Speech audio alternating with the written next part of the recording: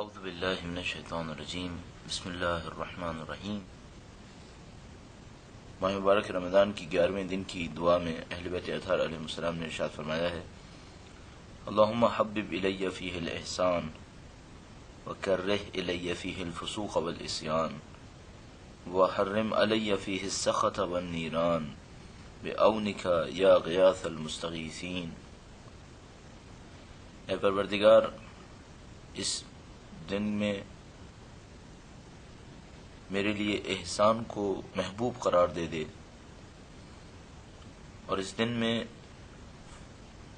فسق و فجور اور گناہ کو میرے لیے مکروہ قرار دے دے، اور اس دن میں میرے اوپر حرام قرار دے دے السخط والنیران، کہ تیرے غیظ و غضب کی طرف جاؤں اور آگ کے عذاب کی طرف جاؤں۔ بعونک یا غیاث المستغیثین، تجھے تیری مدد کا واسطہ ہے مصیبت میں پکارنے والوں کی مدد کرنے والے۔ اس دعا کے اندر جو پہلی چیز طلب کی گئی ہے وہ یہ ہے کہ خداوندہ اس دن مجھے ایسا بنا دے کہ احسان میرے لیے محبوب ہو جائے۔ کسی کے ساتھ اچھائی کرنا احسان کہلاتا ہے۔ پروردگار عالم نے خود اپنی ذات مقدس کے لیے احسان کو تجویز فرمایا ہے۔ وہ خالق احسان کرنے والا ہے، اپنے بندوں پہ احسان کرتا ہے، نیکی کرتا ہے، سوائے خوبی کے اپنے بندوں کے لیے کچھ نہیں چاہتا۔ اور قرآن کریم میں ارشاد فرماتا ہے: هل جزاء الاحسان الا الاحسان، آیا احسان کی جزا احسان کے سوا کچھ اور ہو سکتی ہے؟ خالق متعال یہ چاہتا ہے کہ بندے دوسروں کے ساتھ بھلائی کریں، بندے نیکی کریں، جس طرح خود خداوند متعال کی ذات مقدس ایسی ہے کہ وہ اپنے ان بندوں کے ساتھ بھی نیکی اور احسان کرتا ہے جو اسے پہچانتے ہیں، جو اس کی عبادت کرتے ہیں، جو اس کے سامنے سر جھکاتے ہیں، اور ان بندوں کے ساتھ بھی نیکی اور احسان سے پیش آتا ہے جو خداوند متعال کے منکر ہیں، حتیٰ بالکل نہیں پہچانتے، نعوذ باللہ خداوند متعال سے دشمنی کر رہے ہوتے ہیں، خداوند متعال ان کے ساتھ بھی احسان سے پیش آتا ہے۔ البتہ یہ ہے کہ اگر یہ دشمنی بڑھاتے رہیں گے تو ایک موقع پر عذاب کے مستحق ہو جائیں گے، آتش جہنم میں جلائے جائیں گے۔ لیکن خالق متعال اپنی طرف سے احسان میں کمی نہیں کرتا۔ اگر توجہ فرمائیں تو آپ دیکھیں گے کہ خداوند متعال بندے کو ہوشیار کرنے کے لیے حتیٰ جو عذاب کرتا ہے، ہوشیار کرنے کے لیے اسے کسی مشکل میں مبتلا کرتا ہے، وہ بھی خداوند متعال کا احسان ہے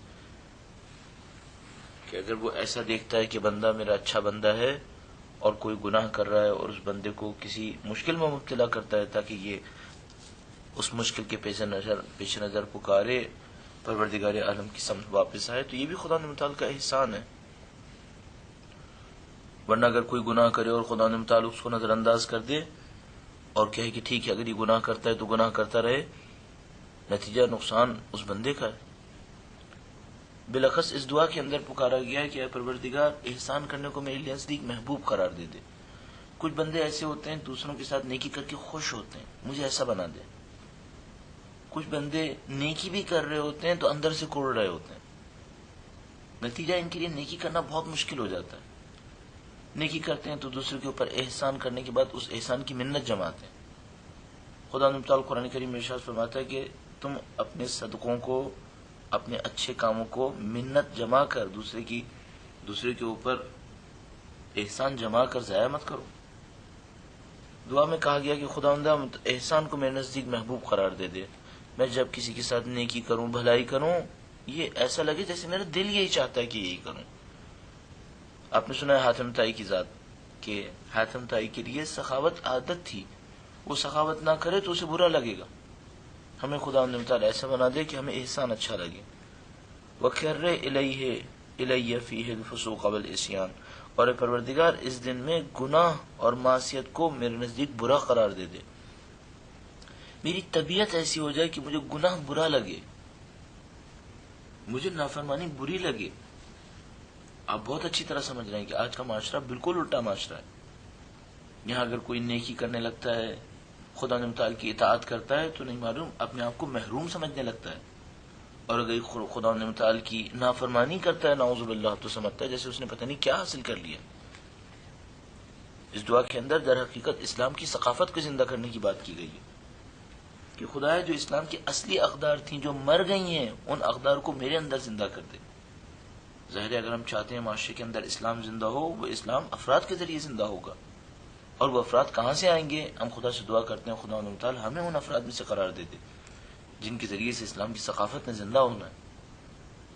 احسان کرنے کو میرے نزدیک محبوب قرار دے دے. میں بندوں کے ساتھ نیکی کروں تو مجھے اچھا لگے، میری ذات گواہی دے کہ مجھے یہی کرنا چاہیے. فسق و عصیان میرے لیے مکروہ ہو جائے، میرے لیے برا ہو جائے، ایسا ہو جائے میری طبیعت پہ برا گزرے، خدا نہ کرے اگر کبھی میرے ہاتھوں سے کوئی جرم سرزد ہو جائے.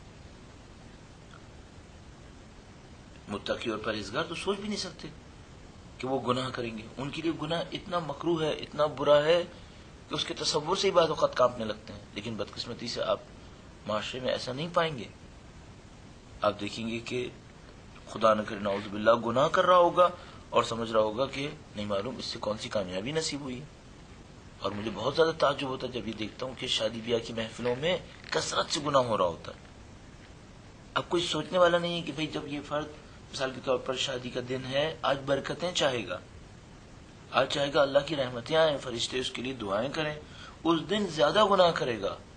یہ تو اس کو بہت زیادہ ناپسندیدہ ہونا چاہیے تھا.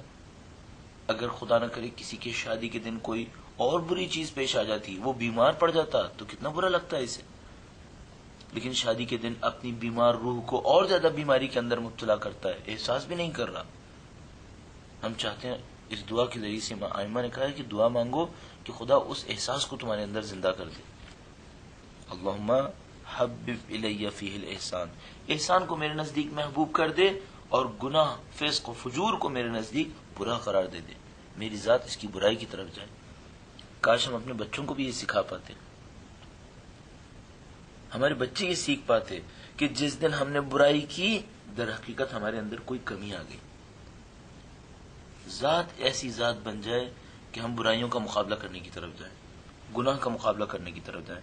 وَكَرِّهْ إِلَيَّ فِيهِ الْفُسُوقَ وَالْعِصْيَانَ، اے خدایا میرے لیے برا قرار دے دے گناہ اور نافرمانی. اچھا اگر انسان غور کرے تو گناہ اور نافرمانی کو برا تو ہونا ہی چاہیے. کیا کوئی انسان پسند کرے گا کہ اسے کسی بیماری کا وائرس لگ جائے؟ کیا کوئی انسان پسند کرے گا کہ اس کے جسم کے اوپر کوئی چوٹ لگا دی جائے جس سے اس کا جسم کٹے؟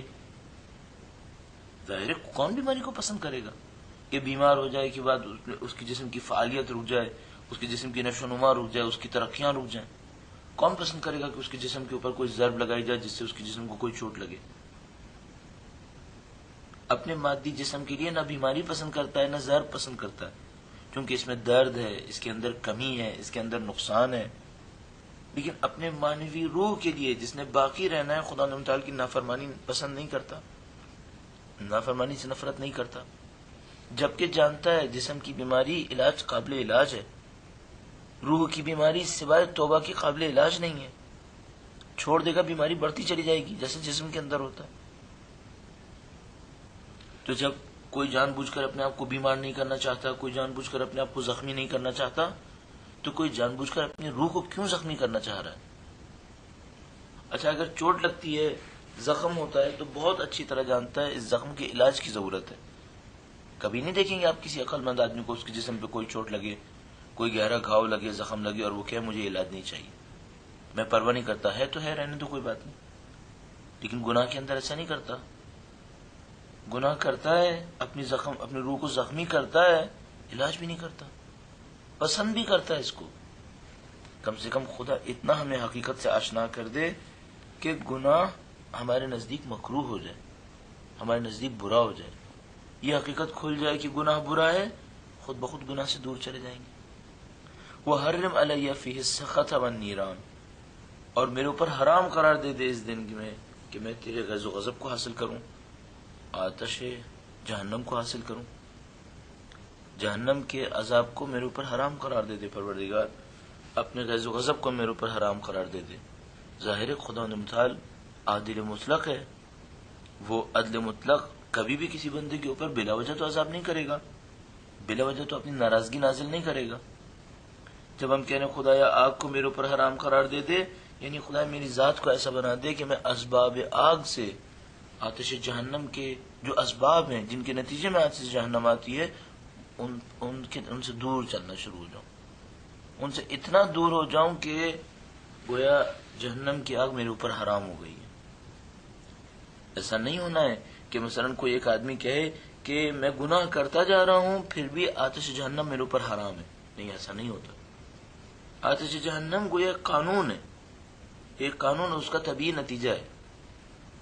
کسی کو کلاڑی کی ضرب لگائی جائے گی، اس کا جسم مجروح ہو جائے گا۔ اگر ہم چاہتے ہیں جسم زخمی نہ ہو تو ہمیں اس ضرب سے محفوظ کرنا پڑے گا، اسے اس وار سے محفوظ کرنا پڑے گا۔ اگر ہم دعا کریں خدا آتش جہنم کو میرے اوپر حرام قرار دے دے، اس کا ایک ہی راستہ ہے، ایسے اعمال سے خدا ہمیں دور لے جائے جس کے نتیجے میں آتش جہنم آتی ہے۔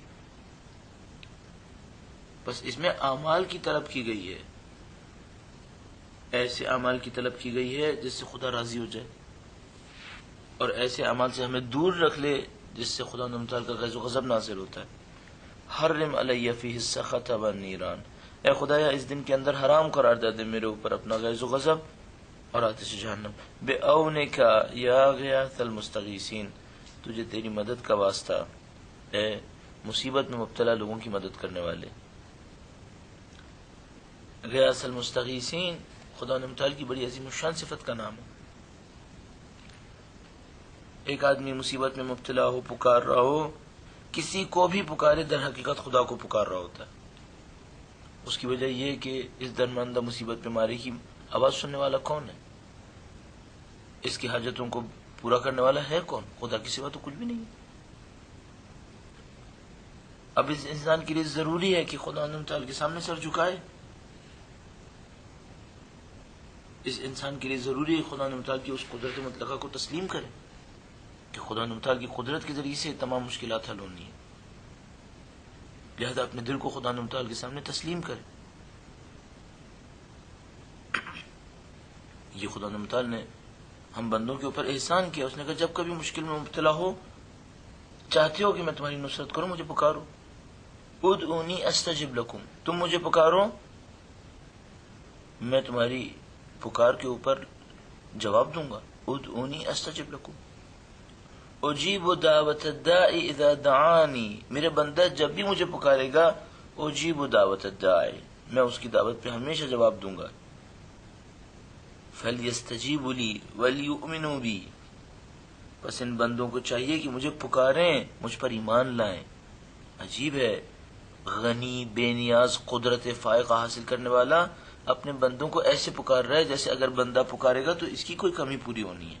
کمی خدا کی پوری نہیں ہونی ہے، بندے کی پوری ہونی ہے، لیکن وہ خدا اتنی محبت کرنے والا ہے، کہہ رہے فلیستجیبوا لی، پر مجھے پکاریں، ادعونی استجب لکم، تم مجھے پکارو، میں تمہاری بات پہ جواب دوں گا۔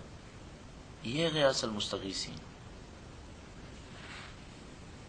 اس خالق کا عجیب انداز ہے۔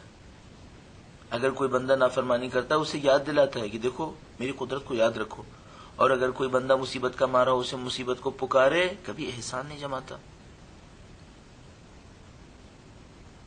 وہ بے نیاز اپنی بے نیازی میں انتہائی نزدیک ہے، محبت کرنے والی ہستی۔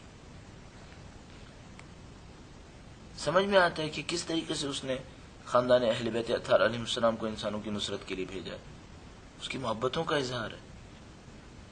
امیر المومنین کی ذات مقدس خدا تعالیٰ کی محبتوں کا اظہار ہے۔ سید الشہداء کا اس طریقے سے کربلا کے میدان کے اندر اپنی جان کی قربانی دے دینا در حقیقت خدا تعالیٰ کی محبتوں کا اظہار ہے۔ سید الشہداء نے انسانوں کے لیے راستہ رکھ دیا کہ انسان سید الشہداء کے نام کے ذریعے سے پروردگار عالم کا قرب حاصل کریں۔ خدا تعالیٰ کی محبتوں کا ایک بہت بڑا دروازہ سید الشہداء کی ذات مقدس ہے۔ ان تمام چیزوں کو ہمیں پہچاننا ہوگا ماہ رمضان کے اندر، تاکہ اس پروردگار عالم کے لطف و کرم کو حاصل کریں اور انشاءاللہ اس کی بارگاہ احدیت کے اندر قرب حاصل کر سکیں۔ خدا تعالیٰ سے دعا کرتے ہیں ہمیں اس مقام کو حاصل کرنے کی توفیق عنایت فرمائے۔ ربنا تقبل منا انك انت السميع العليم برحمتك يا ارحم الراحمين۔ اللهم صل على محمد وآل محمد۔